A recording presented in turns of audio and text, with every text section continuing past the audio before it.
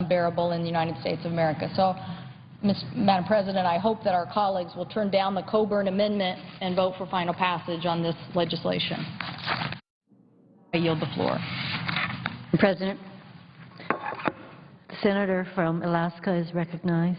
Thank you, Madam President. I want to acknowledge the comments of my colleague from Washington.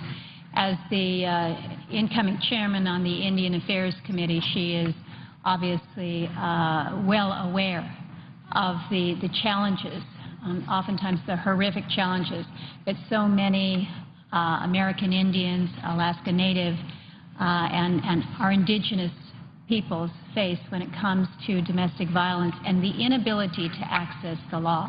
I've been a member of the Indian Affairs Committee now since I came to the Senate some 10 years ago. And every year without fail, we have some aspect of a hearing that focuses on domestic violence. We look to the statistics, and they're staggering. They are staggering, and they are overwhelming when you put them into perspective in terms of how our Native women, particularly our Native women on reservations, deal with an epidemic when it comes to domestic violence, issues that they face within their homes, and really so often no place to turn to. That law enforcement that you and I would hope to be able to rely on in the event of a true tragedy, that far too often those women on our reservations are not able to avail themselves of those protections. It is something that our committee has struggled with for far too long. When we talk about VAWA and the importance of the Violence Against Women Act, I think we all recognize that the universe that we're speaking to is all women. But I think it is important to recognize that within this particular demographic, those Native women, for whatever terrible, tragic reason, their statistics are even that much worse. And that's why I am a proud co-sponsor of this bill. I think it will make real improvements in the services that are offered to victims of domestic violence. And even given the very difficult budget environment that we face, I think we look to those areas that we can make a difference. I think that this legislation will make a difference. As I start off my comments, I'm talking about indigenous women everywhere and the violence and the statistics that they face. In Alaska, unfortunately, our statistics are, they stand out. They stand out in a way that makes none of us proud. They stand out in a way that really require us to turn inward and say, what are we doing wrong? What is happening that we are not able to make a difference within the lives of women, other victims of domestic violence? We had a survey, the Alaska Victimization Survey, conducted back in 2010. 59% of Alaskan women have experienced intimate partner or sexual violence. In the 10 years between 2001 and 2011, our Alaska State Troopers responded to almost 50,000 domestic violence offenses, almost 5,500 sexual abuse of minor offenses, and almost 4,500 sexual assault offenses. 74% of the victims of sex crimes in Alaska were less than 18 years old. Madam President, think about what that does to you. You're a young child, a young woman, a victim at such an early age. You carry that with you throughout your life. The average rate of reported forcible rape in Alaska was 2.5 times higher in Alaska than across the rest of the country. So as a woman in Alaska, you've got a 2.5 times higher likelihood of being the victim of a forcible rape. This is a very personal issue for my state. I've heard from people all over the state urging us here in the Senate, urging us here in the Congress, pass this VAWA bill. You had a chance last Congress to pass it. You didn't make it happen. You've got an opportunity now. Make it happen.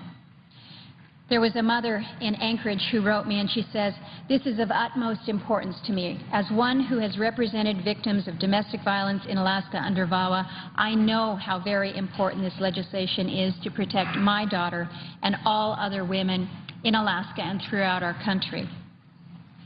There was a woman out in Dutch Harbor who wrote, she says, "As a rural Alaskan who is also a board member of my local domestic violence shelter, I can tell you from experience that VAWA saves lives. As you know, Alaska has one of the nation's highest rates of domestic violence, sexual assault, child abuse, child sexual abuse, and elder abuse. The economic downturn makes it even more crucial for us to provide immediate safe shelter to survivors in times of crisis to help them escape further violence." Think about it, Madam President. This woman is writing from Dutch Harbor, Alaska, Unalaska, out at the end of the Aleutian chain, about 1,000 miles away from Anchorage and an $800 airplane ticket. If you need to get away from your violent situation and you don't have $1,000, where do you go? How do we provide that help? I received another letter from a woman in Fairbanks who said, "Tragically, there is not a single Alaskan Native woman or girl in Alaska whose life has not been affected by violence against women at some level. Personally, it has affected my life and those that I love for generations. As Alaska Natives, we know that you value and advocate for the rights and welfare of the many people in Alaska.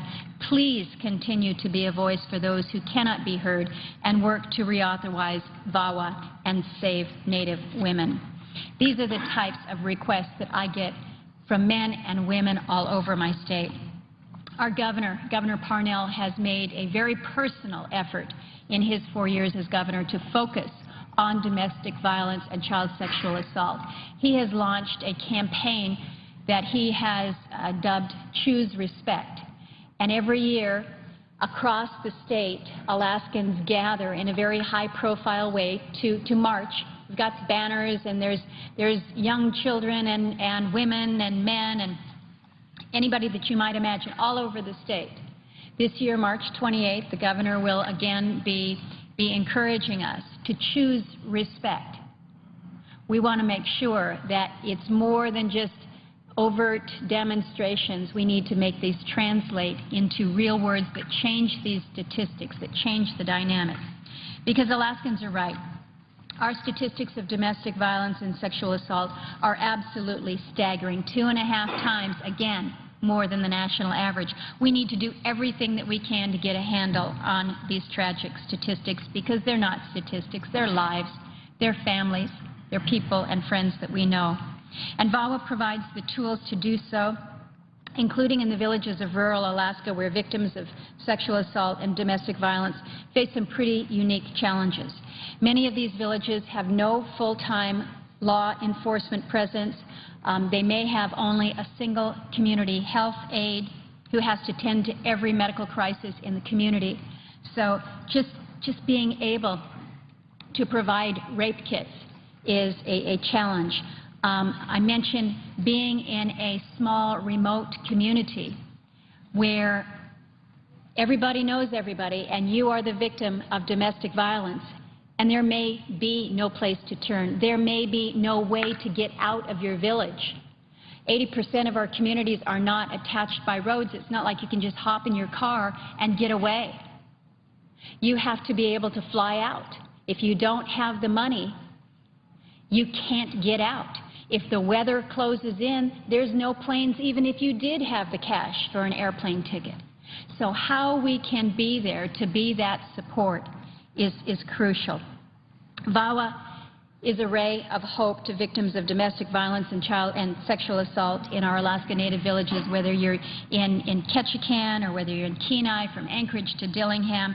And this bill will ensure that states like Alaska with smaller populations but truly great need are given the same access to grants for victims while providing services and support to all victims of domestic and sexual violence. So I'm pleased to be able to lend my support. Madam President, I want to take just a moment here to explain an amendment that is in order this afternoon. This is my amendment number 11. It was mentioned earlier by the senator from Washington State about Section 904 and Section 905 of the bill that expand the jurisdiction of Indian tribes to address issues of domestic violence committed by non-Indians against tribal members. So within Section 905B and 910, they provide that within the state of Alaska, this expanded jurisdiction applies only to one Indian reservation in our state, and that happens to be the Metlakatla Indian Reservation in Southeast. Now you might say, well, why just Metlakatla? In Alaska, there is only one reservation, and that is Metlakatla. We have 229 federally recognized tribes, but other than Metlakatla, none control Indian country in the state under existing law. The United States Supreme Court held back in the Venati case that none of the lands conveyed under the Alaska law are Indian country. So what we have in the amendment before us is really nothing more than a technical clarification. Both the legislation and my amendment state that the tribes other than Metlakatla retain all of the authority that they currently have to issue domestic violence protection orders, whether or not that authority is inherent or statutorily created. And none of this authority, to the extent that it exists, is diminished by the legislation or by my amendment. In addition, we go on to clarify that none of the authority that the state of Alaska has is diminished. So the question, then, the natural question would be, what's the difference between the provisions, between the Alaska provisions that are contained in 905B and 910, and why then do we even need my amendment?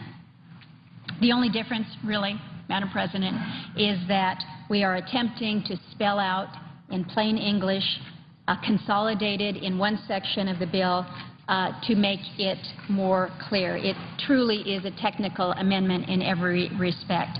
But we had some who actually questioned whether the bill's language was clear enough. So we worked with Senator Leahy's folks. We worked with some of the Indian law scholars to allay the confusion. So we very simply state the rules for Alaska's unique situation. I would certainly hope that if we move to a vote on this amendment, that folks would understand that what we're talking about is mere clarification and would ask for their support. And with that, Madam President, I yield the floor and would suggest the absence. I yield the floor.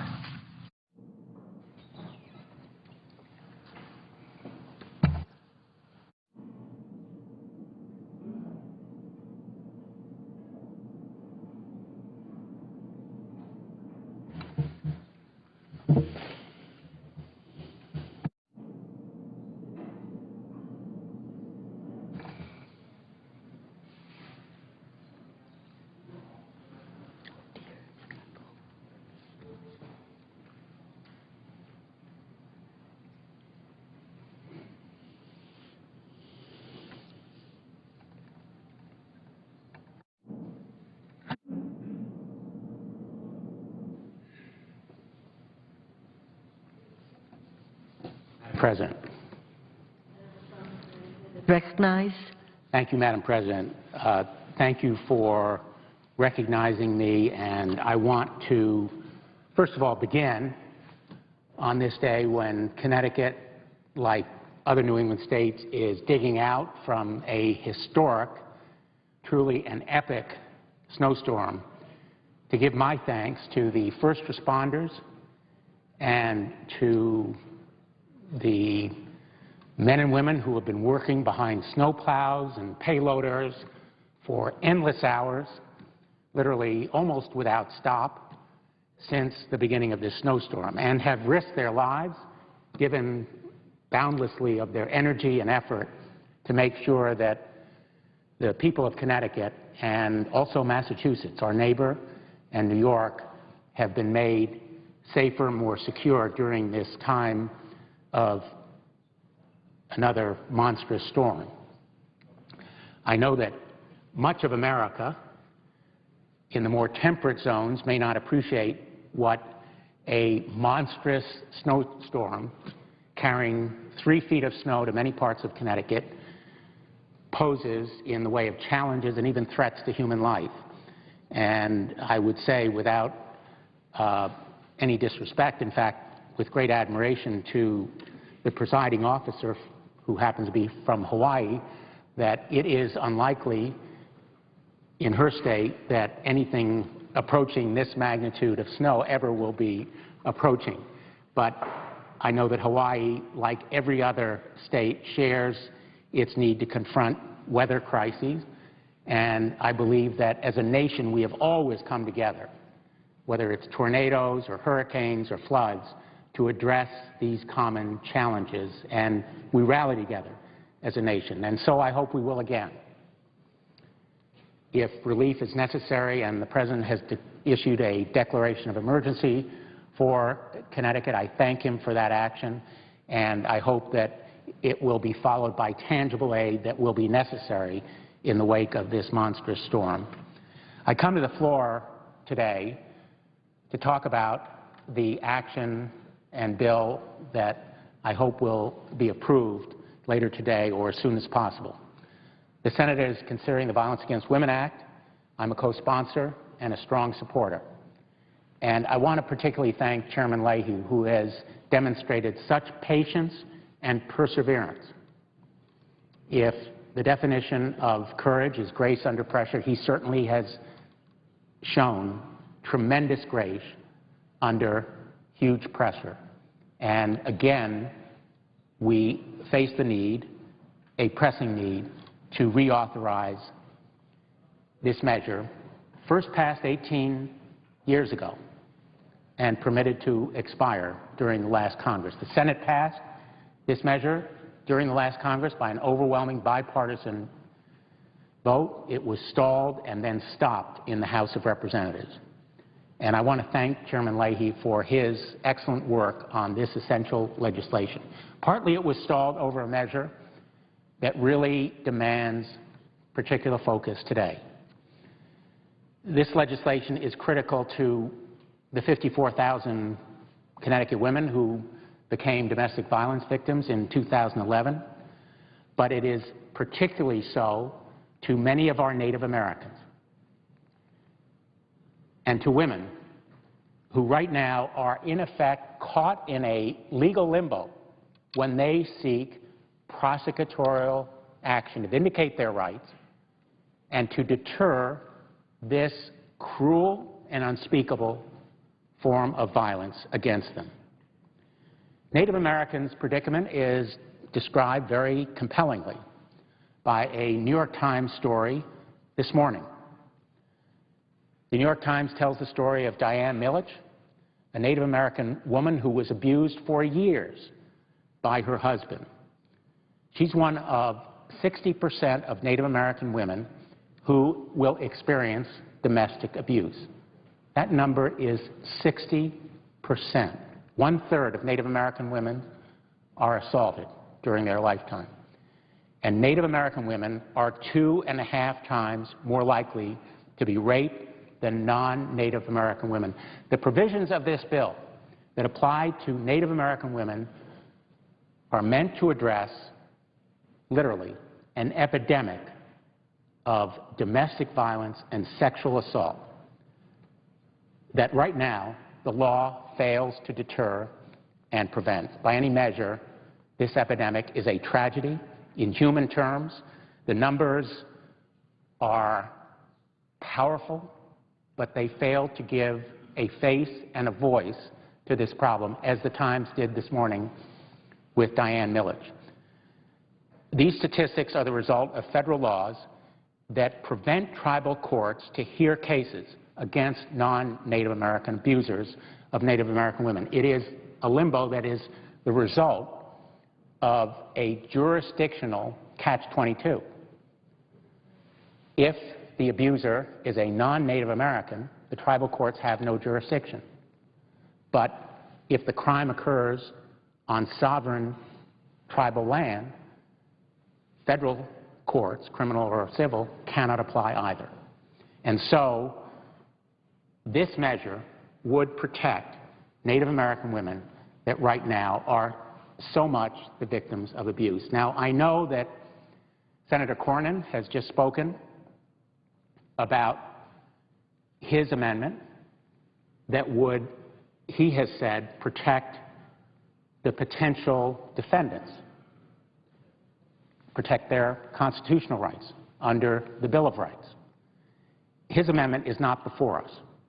What's before us is Senator Coburn's amendment, which would in effect eviscerate these protections for women against those defendants. I want to respond, though, to Senator Cornyn, who has raised thoughtfully and pertinently some important questions about this legislation. And let me answer in two very affirmative and unequivocal ways. First of all, this bill would protect all of the rights currently guaranteed in the Bill of Rights. Second, it would provide a right of appeal, first to the tribal courts in whatever process that's provided there, but then by habeas corpus to federal courts, where actually the Bill of Rights would apply with full force, in my view, as I read this bill. So people should be clear when they vote on this measure that the Coburn Amendment, in my view, would destroy, utterly undermine, and eviscerate the purpose and provisions of this bill that are designed to protect Native Americans against domestic violence and assault, and it would fully guarantee protections under our Bill of Rights to defendants that are charged civilly or criminally in the tribal courts. No woman should be left defenseless because of the identity of their abuser. Every woman deserves to know she is protected by the law of the land. And again, I want to thank and commend Senator Leahy for addressing this important issue in the legislation before us today by giving all Native American women the protections of these tribal courts. I don't understand why this issue should be controversial. We are still facing efforts to strip this provision from the bill, and I urge my colleagues to approve it. I also want to commend Senator Leahy for offering an amendment that contains the bulk of the Trafficking Victims Protection Reauthorization Act. I am a co-sponsor of that measure and proudly of this amendment as well. He has been the leader in this body and in the Congress and the nation against human trafficking. He has been a mentor to many of us on this issue, and I'm very proud to co-sponsor this very important amendment. Human trafficking remains a scourge in our world and in our country. It is not some distant, abstract problem. It is here and now in the United States of America, the greatest nation in the history of our world, and we have an obligation to counter and combat it as this very important amendment would do. It relies on partnerships between states and the federal government, between the public and private sectors, and between the United States and other countries. It allows one piece of the legislation to achieve a massive impact and global reach. 27 million human beings are bought and sold as property each year. More than at any time in our history, we've begun to address it through an amendment on human trafficking that we attached to the National Defense Authorization Act this past year.